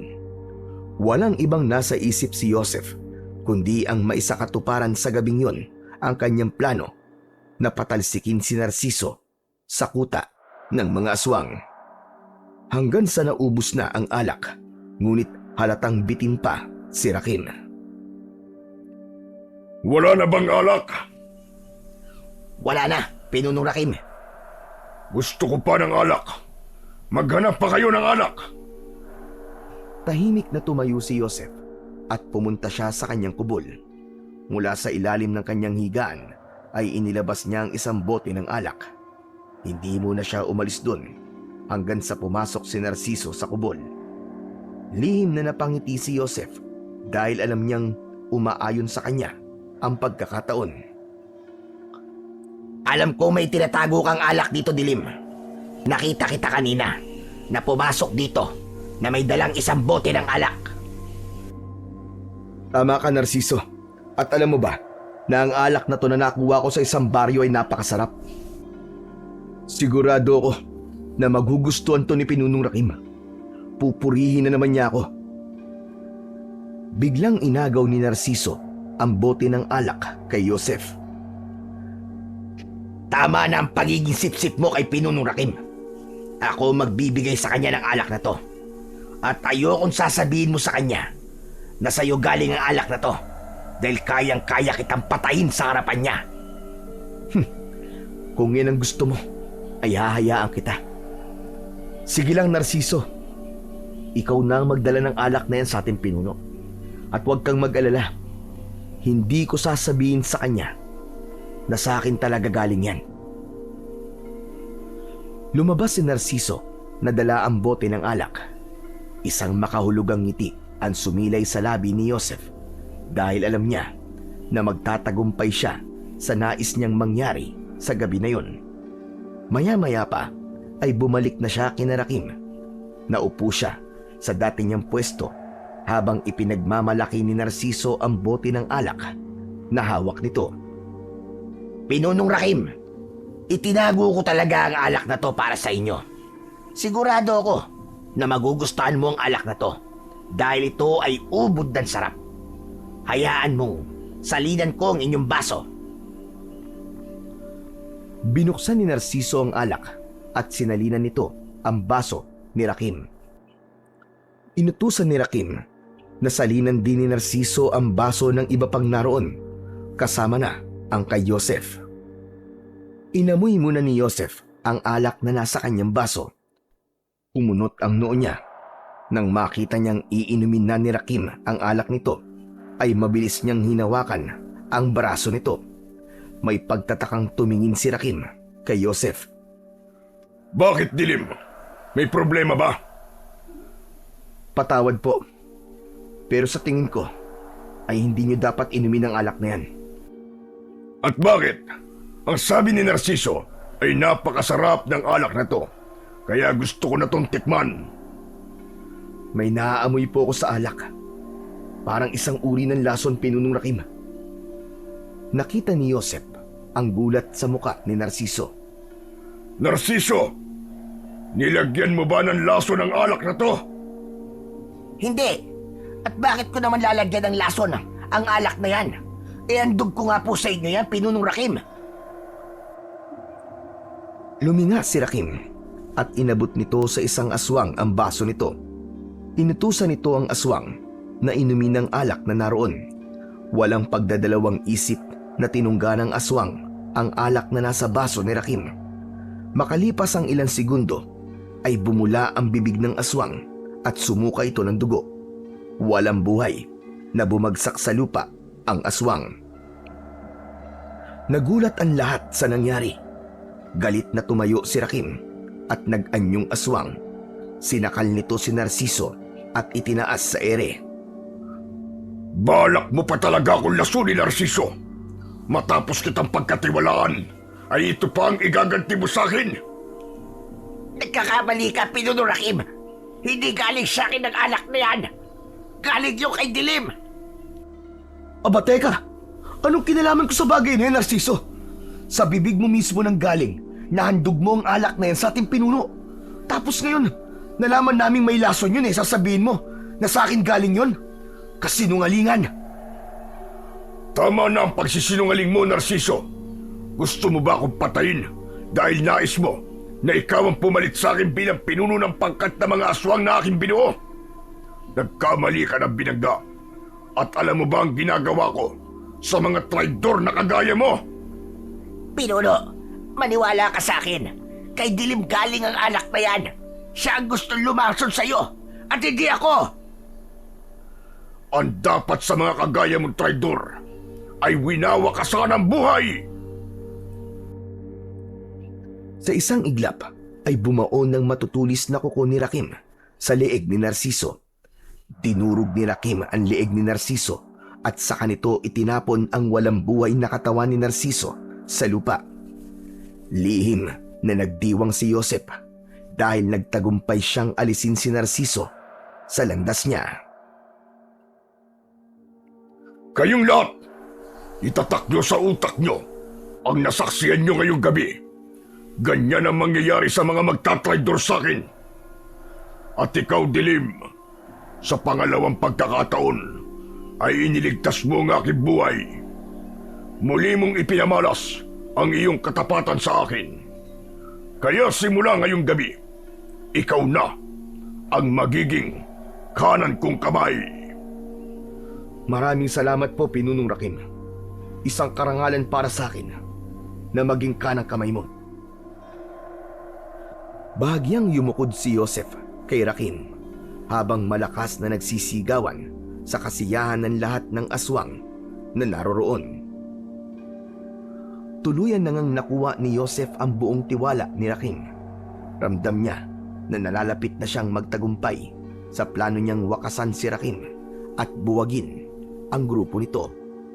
Hindi na siya makapaghintay na mangyari ang bagay na yon. Hanggang isang gabi, isinama ni Rakim si Joseph sa paglalakad sa gitna ng kagubatan. Parehas silang nasa anyong aswang ng mga sandaling yun. Walang ideya si Joseph kung saan sila magtutungo, pero sumama pa rin siya kay Rakim. Labis ako natutuwa sa pag-anib mo sa aking pangkat, Dilim. Hindi ako nanghihinayang sa pagkawala ni Narciso dahil ikaw naman ang pumalit sa kanya. Maging ako'y masaya rin, Pinunong Rakim. Handa akong paglingkuran ka hanggang sa aking huling hininga. Maya-maya pa ay huminto sila sa harapan ng isang kakaibang puno. Noon lang nakakita si Joseph ng puno na kulay itim ang katawan at maging ang mga dahon. Pinunong Rakim, ano pong ginagawa natin dito? At anong klaseng puno po yan? Bilang aking kanang kamay, isa sa tungkulin mo ay ang bantayan at alagaan ng punong yan. Yan ang puno ng kadiliman. Ang punong yan ang pinanggagalingan ng aking lakas. Mula yan sa binhi na ibinigay noon sa akin ng aking ama. Habang nakatayo ang punong yan, ay mananatili akong malakas at pinakamalakas sa lahat. Pinagmasdan ni Joseph ang itim na puno. Sa loob niya ay labis ang kanyang kasiyahan dahil sa wakas ay mismong si Rakim na nagsabi sa kanya ng kahinaan nito. Nang sandaling yon ay ramdam niyang abot kamay na niya ang tagumpay ng kanyang paghihiganti at mas masaya siya dahil walang kamalay-malay si Rakim sa lahat ng pinaplano niya. Naniniwala siya na magiging madali para sa kanya ang pabagsakin nito. Simula nang malaman ni Joseph ang kahinaan ni Rakim, ay wala na siyang ibang inisip kundi ang pagsira sa punong pinagmumulan ng lakas nito. Tuwing gabi, palagi niyang pinakikiramdaman ang kanyang paligid hanggang sa dumating na ang gabing hinihintay ni Joseph. Tahimik ang buong kuta dahil inutos ni Rakim na sa gabing yun ay magpapahinga silang lahat sa pagsalakay. Lumabas si Joseph ng kanyang kubol na bitbitang itak na nakuha niya mula sa tagapagluto sa kuta.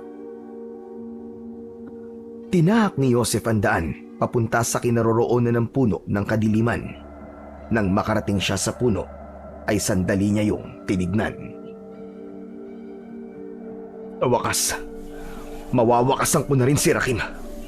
Napakatagal kong hinintay ang pagkakataon na to. Laking gulat ni Joseph nang may narinig siyang mga yabag na papalapit sa kanya. Nang lumingon siya, ay mas lalo siyang nagulat nang makita sina Lolo Oro at Ada na papalapit sa kanya. Parehas na may dalang itak ang dalawa. Lolo Oro! Ada! Anong ginagawa niyo rito? Ikaw ang dapat kong tanungin dyan, Joseph. Anong ginagawa mo rito? Hindi ba sabi ko sa'yo ay hindi mo maaaring gamitin ang mutya ng dilim? Tapos nagtungo ka pa sa kuta ni Rakim ng mag-isa. Hindi ka na talaga marunong sumunod sa akin. Joseph, my friend, sorry na talaga. Nag-aalala na kasi ako sa'yo eh. Kaya sinabi ko na kay Lolo Oro kung nasan ka. Kanina pa kami nasa labas ng kuta. At nang makita ka naming umalis, ay sinundan ka namin.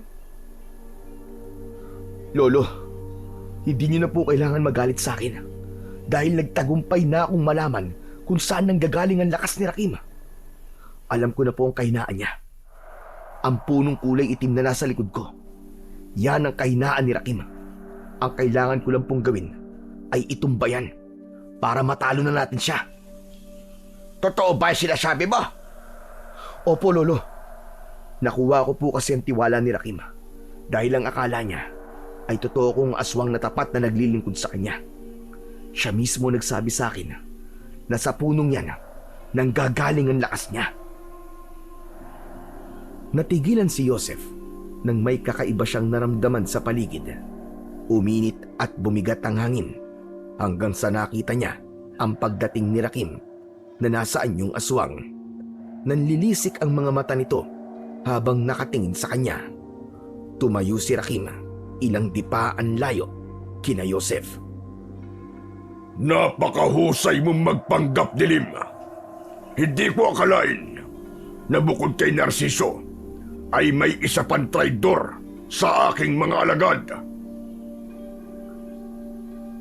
Hindi ka tinraidor ni Narciso. Sa akin talaga galing ang bote ng alak na yon. Walang hiya ka. Ang dapat sa'yo ay patawan ng kamatayan. Lolo, kayo na po ang bahala ni Ada sa puno. Ako na po makikipaglaban kay Rakim. Inilabas ni Joseph ang mutya ng dilim mula sa kanyang bulsa at agad niya yung isinabit sa leeg niya.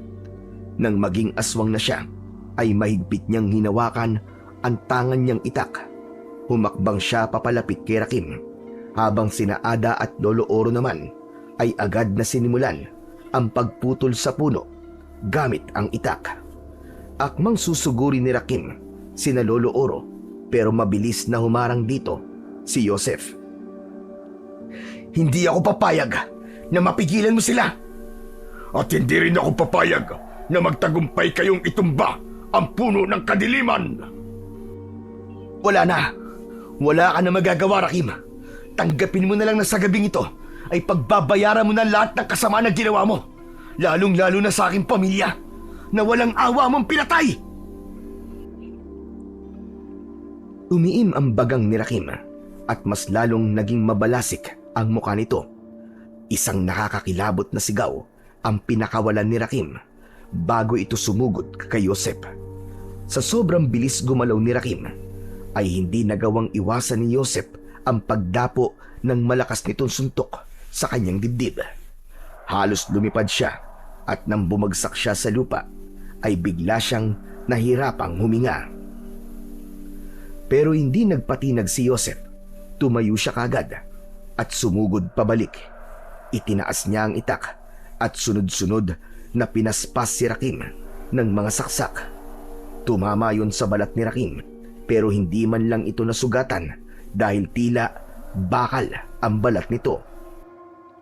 Hinablot ni Rakim ang braso ni Joseph at inihampas siya nito sa lupa. Lolo! Ada! Bilisan niyo ang pagputol sa puno! Huwag niyong gagalawin ang puno ng dilim! Umakbo si Rakim palapit kina Lolo Oro at Ada pero agad na tumayo si Joseph at hinabol si Rakim. Sumampa siya sa likod nito at buong diin na kinagat niya ang gilid ng leeg nito. Malakas na napasigaw si Rakim nang bahagyang bumaon ang matutulis na pangil ni Joseph sa balat nito. Eto na! Malapit na namin mapatumba ang puno, Joseph! Konting push na lang, Lolo! Sige pa! Sige, hatawin mo pa, Lolo! Go, go, go! Ginawa ni Joseph ang lahat upang pigilan si Rakim na makalapit sa puno ng kadiliman.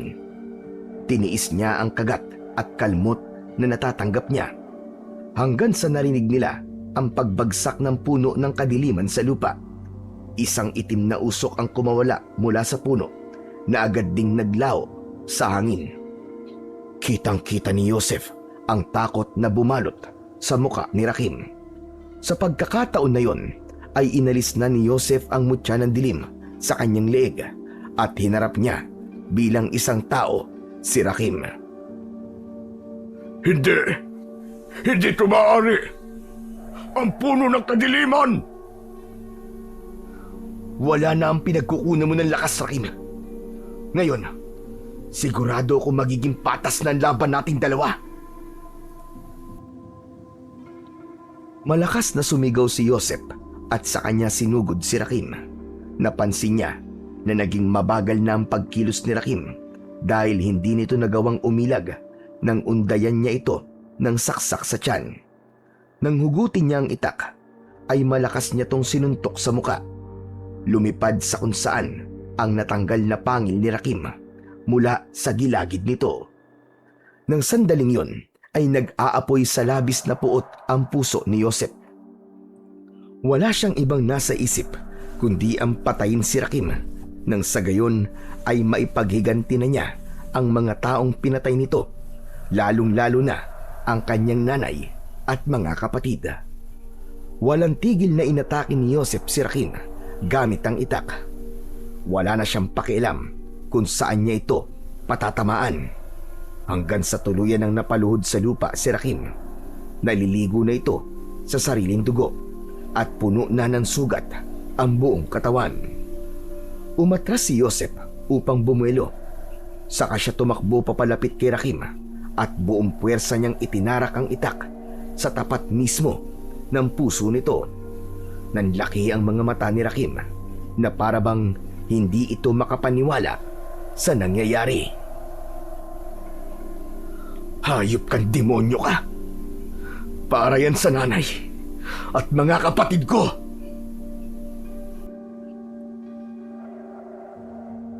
Marahas na hinila ni Joseph ang itak at kasunod nun ay ang pagbagsak ng katawan ni Rakim sa lupa. Hindi na ito gumalaw at hindi na rin humihinga. Habol ni Joseph ang paghinga habang nakatingin siya sa walang buhay na katawan ni Rakim. Hindi niya ramdaman sakit mula sa mga sugat niya dahil mas nangingibabaw ang kanyang kasiyahan dahil sa wakas ay napatay na niya ang aswang na pumaslang sa kanyang pamilya. Hanggang sa hindi na napigilan ni Joseph ang maiyak. Nanghihina siyang napaluhod sa lupa. Lumapit sa kanya sina Lolo Oro at Ada. Niyakap siya ng kanyang lolo habang hinahaplos naman ni Ada ang kanyang likod. Lo, tapos na. Nagtagumpay ako, Lo. Nagtagumpay ako. Napaghiganti ko na sina nanay. Tama ka, Apo. Napakahusay mo. Patawarin mo ko kung pinagdudahan ko ang iyong mga plano. Nag-alala lang ako sa iyo ng gusto at ayoko lang na mapahamak ka. Naiintindihan ko po kayo, Lo. Wala po kayong dapat na ihingi ng tawad sa akin. Pero ngayong patay na si Rakim, sigurado ko na wala na tayong dapat nakatakutan pa. Lolo Oro? Joseph? Loko? Tignan nyo! Parang may sunog doon. Tumayo sina Joseph at Lolo Oro at tinignan nila ang itinuturo sa kanila ni Ada. Mula sa hindi kalayuan ay nakita nila na may nasusunog. Pinuntahan nila yon at doon nila nalaman na ang kuta ni Rakim ang nasusunog. Kitang-kita nila na nilalamon ng apoy ang lahat ng aswang na naroroon. Lolo, ano po nangyayari sa mga aswang? Bakit ganun? Bakit po sila nasunog lahat? Sa aking palagay ay konektado ang buhay nila sa buhay ni Rakim. Ngayong patay na ang kanilang pinunong si Rakim, ay ganun din ang mangyayari sa lahat ng alagad niya. Ay, Diyos ko, salamat naman. At kung sana silang namatay lahat. Akala ko pa naman makikipaglaban pa tayo sa mga tsakang aswang na yan, no? Bagong manicure, pedicure pa naman ako. Ayoko masira ang mga nails ko, no? Pambihira ka. Yan pa ang naisip mo. Puro ka talaga kalokohan, Ada. Pero Ada, maraming salamat ha. Kasi sinabi mo kay Lolo ko nasan ako. Sigurado ako na kung hindi kayo dumating ngayong gabi, ay hindi ko matatalo ng ganong kadali si Rakim. Of course! Siyempre, no? Hindi naman kita pwedeng pabayaan. Eh, ikaw ang nag-iisa kong friend. Kaya, hindi ako papayag na mamatay ka. Bibili pa ako ng biskwit at kape. Ayoko nga. O siya. Tama na muna yung kwentuhan nyo. Ang mabuti pa ay bumalik na tayo sa ating baryo at sabihin natin sa lahat ang napakagandang balita na ito. Hindi nagtagal ay magkakasama ng tinahak ni na Joseph, Lolo Oro at Ada ang daan palabas ng kagubatan. Sa kabila ng mga sugat na natamo ni Joseph ay labis pa rin ang kanyang kasiyahan dahil alam niya na hindi lang niya nabigyan ng hustisya ang kamatayan ng kanyang pamilya, kundi naibalik na rin niya ang kapayapaan na nawala sa kanilang baryo. Makalipas ang ilang linggo, ay unti-unti nang gumaling ang mga sugat ni Joseph na nakuha niya mula sa pakikipaglaban kay Rakim. Sa kabila ng pagkamatay ni Rakim, ay nagpatuloy pa rin siya sa pagsasanay sa pakikipaglaban at paggamit ng iba't ibang mutya at anting-anting.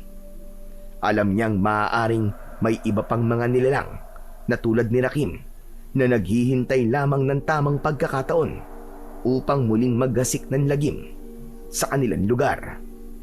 Ibinalik na rin ni Joseph ang mutya ng dilim kay Lolo Oro dahil batid niyang hindi yun dapat manatili sa kanya ng matagal dahil baka tuluyan siyang lamunin ng kasamaan nito. Sa paglipas ng mga araw ay unti-unting bumalik ang dating masayahing si Joseph. Naging magaan ang kalooban niya sapagkat sa wakas ay naibigay na niya ang hustisya para sa kanyang